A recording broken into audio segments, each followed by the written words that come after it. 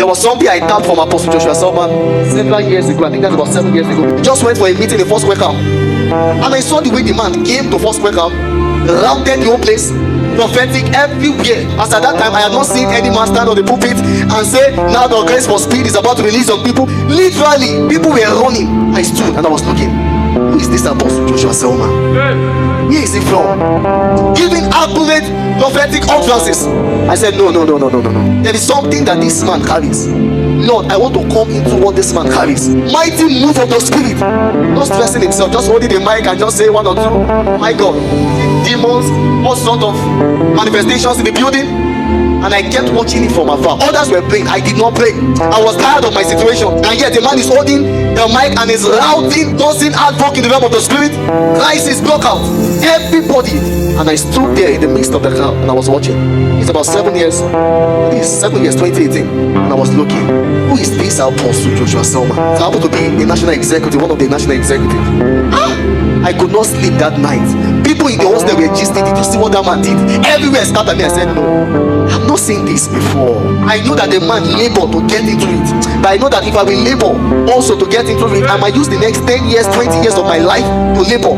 So I don't want to go through that route. I want to go through another means. Lord, help me. And all of a sudden, we just heard the news that all national executives we had to come and snap with Apostle Joshua Selman. He said, yes, this is the best time. And I remember the woman with the issue of blood.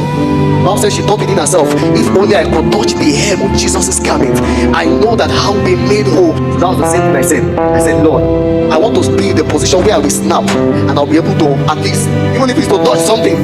So all of a sudden they asked us to line up. So people stood beside him at the right and the left, and I stood directly at his back.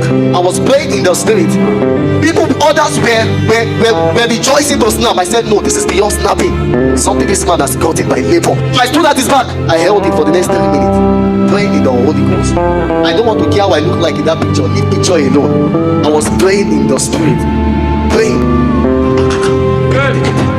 God, what did you do with this man? So I began to touch. I began to touch. And all of a sudden they told us we snapped the picture. When I got home, I began to pray in the Holy Ghost for hours. All of a sudden in the place of prayer, the Lord just gave me an instruction. And if you want to fully activate that which you have started, empty your bank account and send it to him. And then I don't know how I got that money. I think my dad just sent me that money at that time. It was kind of old, 20-something thousand. This is 2018. I said, God. And then his ministry was in Zaria, not Abuja. So I could not travel to Zaria. I had to start making calls. Please, does anybody know the account details of Koinonia?